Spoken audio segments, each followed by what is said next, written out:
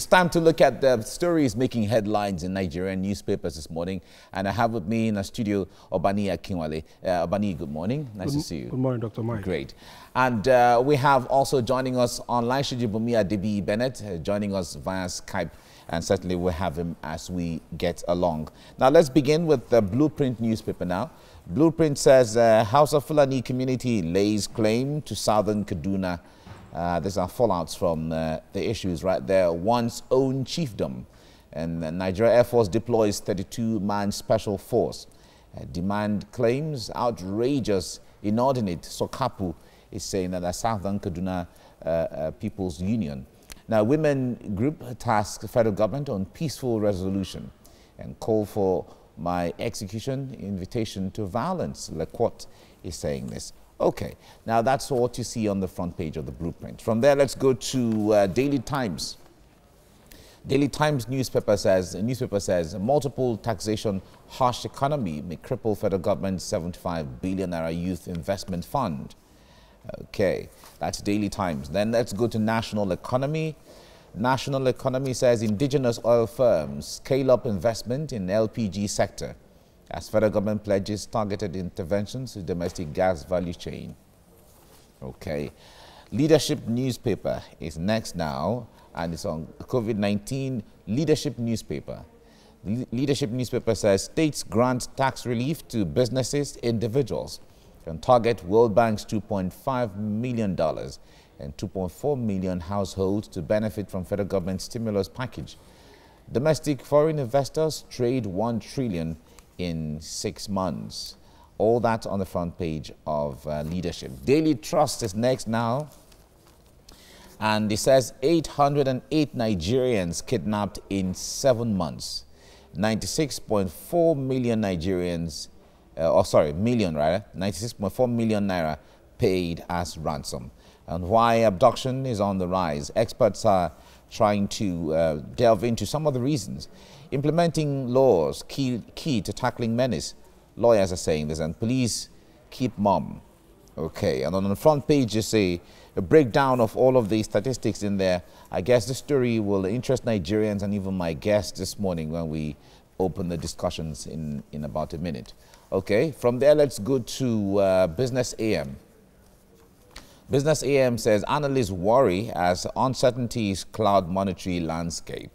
A huge shortfall in forex supply, a huge deficit in balance of account. All of those on the Business AM. News Direct is the last one we're looking at now. Banks credit to private sector drops to 29.18 trillion naira. That's the CBN is revealing this. Okay, let's go to our discussion now, which is on the front page of Daily Trust. Daily Trust. Obani, I'm going to start with you here. Daily Trust says 808 Nigerians kidnapped in 7 months. And part of the worrying part is that 96.4 million naira was paid as ransom. And that's the one that record is available. Now, I wonder how this comes to you, Nee. Yeah, it's just, the statistics is, it will have been 800 Nigerian reported Nigerian kidnapped, not 800 Nigerian kidnapped in 7 months, reported. So because in reality, we have absolutely more than that figure.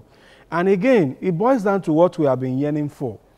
Last week, the Minister for Information was saying that they are unable to fight the terror in the northeast and the northwest due to the international society are not providing us with weapons. We keep saying it. President Muhammadu Buhari rode on the insecurity in the land, the level of corruption and economic imbalances to come into government.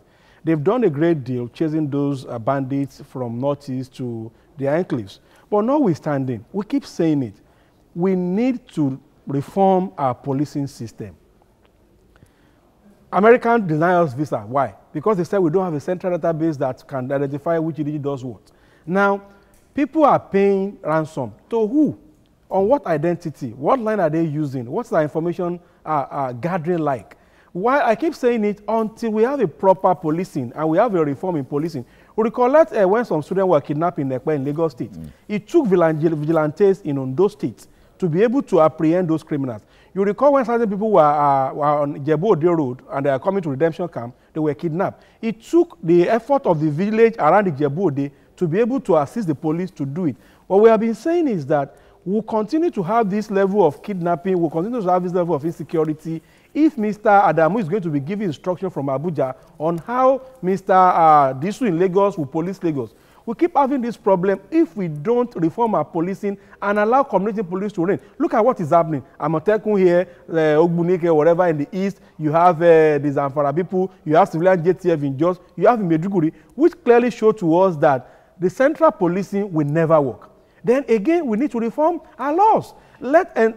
We continue to have this if we continue to make money off it, because if it becomes a law, then what is the role of traditional rulers? I said last week that before now, traditional rulers are chief security of their domain. The chiefs, the imams, the emirs, the pastors, and what have you, take charge of their domain so they know who is there. When you want to come to rent a house, your landlord gives you a form to fill. What do you do? How do you do it? They know how you move. Then with that, you'll be able to cascade it to a CDA level, cascade it to a local government level. Then information will be available to know who is who and what you do. Okay. But whereby you have somebody from Abuja giving instruction to people in Lagos, in Borno, in Gombe. At the same time, you have 774 local government with a massive land to cover in Sambisa or in Kaduna. We'll continue to have this increase in kidnapping. All right. Shijibumi, let me bring you in here to talk about this. Ni has alluded to the issue of the security structure, the policing structure. That is one of the bane of the challenge we have, especially when it comes to kidnapping. When this report says over about 800 Nigerians were kidnapped, and that's just in 7 months. I wonder what you say to this. Good morning, Mike, and good morning to the viewers. I believe, like Obaole said, that those are just cases that were reported. It's very likely we have very many cases, more cases than that. And the very disheartening thing about it is Nigeria has become the kidnap capital of West Africa, if not gradually becoming the kidnap capital of Africa. Now, and we're toying the path of the South American countries, the likes of Colombia. And we have to do something about it. If everything we've been doing has not worked, then we must think about new strategy. We have been touting community policing for a while, but we have not been doing anything about community policing because, like I said, most times we talk about the situations, we don't provide the solution, we don't talk about towing some different paths, having some different approaches to all these things. I've always said it. Why can't we have a kind of different faction of the MOPO or a segment of the MOD, the same way we have ILT, the same way we have SAS, then we have anti-insurgency in the police, we have anti-kidnap in the police, whereby those particular units are under the direct control of the state governors or even the commissioner of police in the state, whereby they don't report directly. They don't wait for instruction from Abuja, whereby because they have specific rules. They have rules of to prevent kidnapping. They have rules to prevent insurgency. So when we have that, let's just try a different approach instead of all these. Someone speaks from Abuja. Then, with that, even the traditional rulers can be incorporated into the security system. Amotekun or any other regional security outfit can be incorporated into this, so that together we can synergize. Together, everybody can make sure that secure their own domain and environment. Okay. So I think we should start thinking, of practicing new approaches or models. All right. Now, but if we make reference to all the other auxiliary, if I have to call it that way, auxiliary security outfits like the Amotekun and all of those civilian JTF that are not necessarily state security agencies, but one way or the other complement what we have. If we have to depend on them and rely on them so much because the security agencies are not meeting all the demand, in the long run, wouldn't that pose a challenge where we have all of these agencies or outfits that are not properly trained in that regard. So the question again I will throw back is that where have you been into the Southwest that each community or each estate do not have their own private security and private guard? And I'm not sure that has to solve the power of the police or power of the military. You see what happened in Kaduna. How many police do you have in Southern Kaduna now? What is the population of Southern Kaduna? So at the moment, the country is under-policed. So when you have that kind of a problem, when you have less than a million police to police over 200 million Nigerians, and yet the directives still come from Abuja, you have a problem. So what we're saying is that allow individual elements of federal system to govern themselves, to put law in order. It is easy for me to know that in my community, I'll tell my security man that I notice somebody always passing through our gate every day because I know I'm the one paying for that responsibility. It's easy for him to cascade into his group to say, okay, sometimes when you have armed robbery in the street, you see the security guys whistling themselves to say they have attacked my area, come and help me. And that's exactly what we are saying. How many police do you have in Lagos State? That's a population of 18 million. So how many police do you have in Kaduna State? What we are saying is that until we get to a point and we see security as a main deal, we have problem. And again, like I said, if the security is cascaded to the lowest level of government, it is easy for intelligence gathering. If I'm going to go to Olukosi or Fikosi, who owns this land, and said, this is what is happening in TVC, he's going to look around and say, who are the people around TVC? So what we're saying is that in terms of information gathering, cascaded to the lowest level. And that was why Lagos State started with Lagos State Security and Neighborhood Security Watch. You agree with me that it has reduced if it does not completely eliminate crime rate. But what we're saying is that if federal government continue to handle, how many soldiers do we have? What is even the motivation? Go to police college, go to Nigerian Air Force Army Barrack. You will see that these people, the motivation level is wrong. The government is even claiming that the equipment is not enough for them to wage the war against bandits and what have you. Okay. The number of personnel is not enough. Yet, we still want to control from the center. Right. It is high time we make security. The 774 we are recruiting now, it is better they channel the 774,000 to security. And once you have a secure environment, you have a secure economy. Right. Well, let's look at what we have this morning very quickly.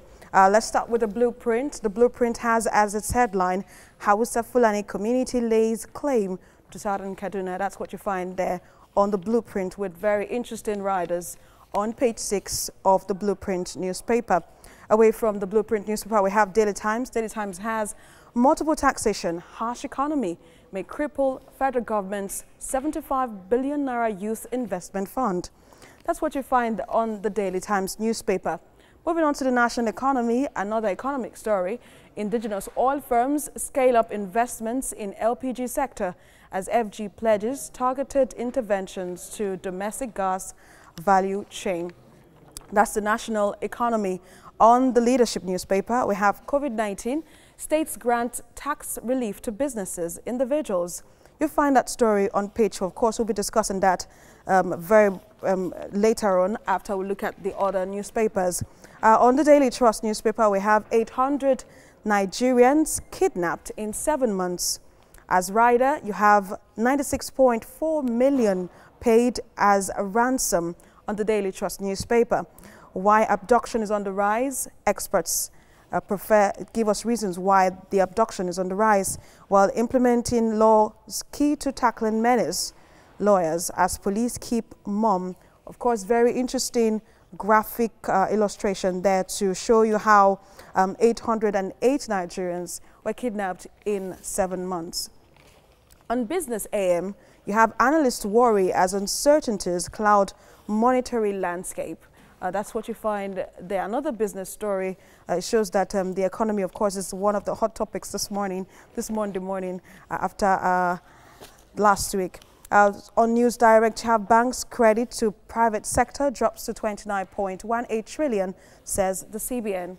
That's what you find on page 14 of the News Direct newspaper. But what we're going to be looking at this morning is, of course, the stories making the headline on Leadership newspaper, saying that COVID-19 states grant tax relief to businesses, individuals, target World Bank's $2.5 million, 2.4 million households to benefit from FG's stimulus package. Domestic foreign investors trade 1 trillion in 6 months. But let me start with Shijibomi at home. Shijibomi, of course, this is one interesting topic for you. But before we go to what it relates with the economy, how do you rate Nigerians' perception about COVID-19 and how we've you know, been able to keep the safety protocols so far since the lockdown was eased? Yes, thank you. I think for COVID-19, there is one advantage that we have. I don't want to allege the superficial or supernatural to it, but you know, every kind of prediction was kind of tending towards doom for Africa, not just for Nigeria. But at the end of the day, Africa and Nigeria seems to be the safest place on the planet. I think we still have less than 1,000, apart from South Africa that really got hit, we still have less than 1,000 deaths in Nigeria. It's a lot, but compared to other countries. And I think the Lagos state government showed leadership. Let me put it that way. Showed leadership enough, you know, in setting the pace for the country. And we could see that other states took it from there. Apart from a few dissident states, if I may use that word, who the leaders tried to say there was no COVID-19 or there were no COVID-19 situations in their state. But by and large, I think we have been able to manage it very well. It could be part of our genetic, what was it called, configuration. It could be what we have put in place, but at least, even if something in us or in our environment, in our community has helped us, we have also seen leadership shown by both the federal government and the state government in trying to curtail the effects of COVID-19. Of course, and of course, much more good news. States are, of course, granting tax relief to businesses and individuals. Nia, how do you feel about this? Of course, businesses should be smiling right now. That would not be true to say business is smiling now, because if you look at the kind of stuff federal government has rolled out this year, if you look at the business outlook, is very terrible. Is it from the FIRS 7.5 increase? Is it from the tax, the stamp duty? Is it from the bank deducting people's money on every transaction? Is it talking about Femi Wajabiamila intervention on increasing power supply? Is it talking about the cost of transportation? Is it talking about the cost of fuel? So if you look at it generally, you look at it that the federal government has not done enough. In other climes, when the government is taking off this shock from people, in our own country, the federal government, and specifically as the federal government, is putting more shock on people. You have increased the fuel price, there is no palliative, there is no alternative, the rail lines are not working, the airport is down, you are asking for social distancing. But nevertheless, we'll still give you some governors, governors like the new star boy, Governor Babajide Sanwo-Olu, who had to listen to the e-hailing people about increasing the fare, and he had to come down. He also reduced the cost of the land use charge for Lagos State. And also Lagos State is creating an employment trust fund, about 25 billion, to ensure that you that are interested in creating that, he did that. He did something on education. As well as if you go down south again, you go to Osun State, His Excellency Governor Isaka Gboyega also try as much as possible to release about 398 million for farmers to subsidize their farming. I'm also aware that a lot of the farm settlements in Osun State, the governor has created an incentive in such a way that you can create an environment for youth, and a lot of greenhouse farming is springing up in Osun State because the governor has created an environment and has created incentive to allow that to thrive. But you could see the way the leadership newspaper captioned it, states, not in 36 states. So it shows clearly that it is not what is obtainable. You could see what Governor Zulum is doing in Borno State. Very wonderful in terms of allowing people to come in. But nonetheless, if our federal government wants to be sincere, this is a period that we don't need anybody to share any 5,000. We don't need anybody to... So you're saying people don't need the... We don't need anybody to give us 5,000, 10,000, 50,000. We want a system whereby the forces of demand and supply determine how business thrive. If you give me 5,000 and the following day you are going to ask me to pay 7.5% tax, you are going to ask me to pay 15 naira on every transaction less than 10,000 naira. You are going to ask me to pay 4 naira on every SMS. You are going to pay for VAT on my card. You are going to ask me to pay maintenance on my card. You are still going to ask me to increase the tariff of electricity. I'm going to pay increase in cost of transportation of goods from one location to the other. At the end of the day, the consumer index is going to increase because what happened is that the purchasing power has gone down. Every company has cut down the packages for their staff, but the cost of goods and services in the market is increasing. So we feel that federal government should always take the lead, but they can also borrow lead from states. There is something they call peer review mechanism within the Governors Forum that they look at. People are suffering. So if some state governments are buying into incentivize agriculture, incentivize businesses, reduce land charge, what cost our federal government to reduce this time? Now we have regulated petroleum sector. Yeah. The petrol has jumped to 150.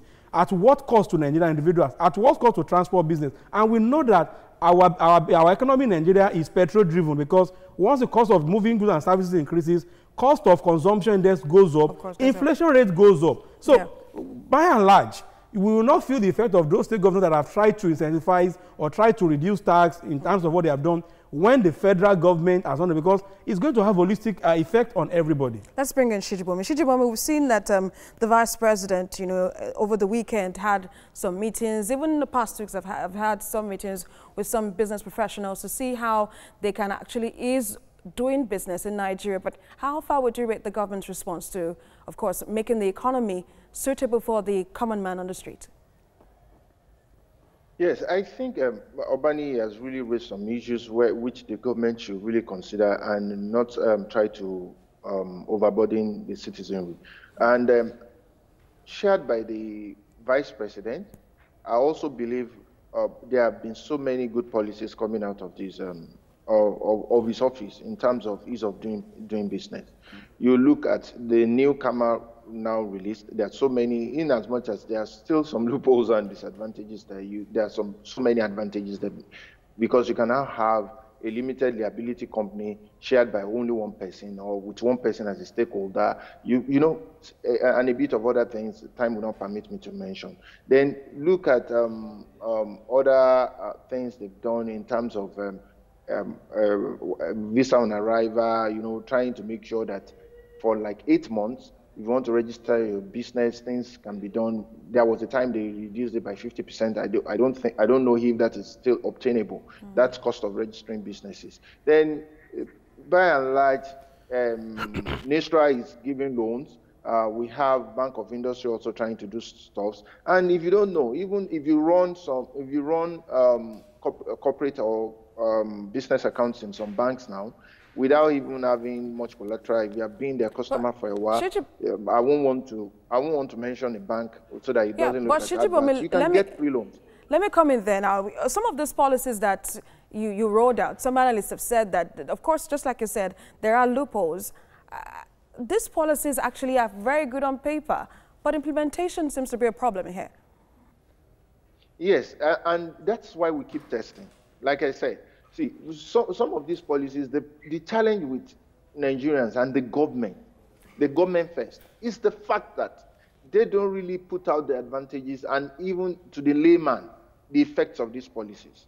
Now, because I belong to maybe a business school and we try to dissect this thing on WhatsApp, I could see, okay, these are the advantages. But the young entrepreneur on the street, the baker, the cake baker, maybe the artisan, does not see it, does not know it. So to him, they've released another policy. It's not going to affect his business. So orientation is also very good. It's also very important, vital in all these things, and as these policies are being released. Now, then the loopholes, by the time we keep testing, then we can see the loopholes and we can improve. We can seal up all these other leakages. So it's very, very important that we look through it. Then the media can also help out. There are ways to do it graphically. Like most times, you just do graphically the advantages and the disadvantages. You state it out to see how people can better understand the policies that the government has rolled out. Thank you so much, Shijibomi, for your thoughts on that. Of course, Obani, thank you so much for your thoughts. We hope that it's not going to be a very long road to actually revamping our economy in the long run. Thank you so much, gentlemen, for being with us on TVC Breakfast.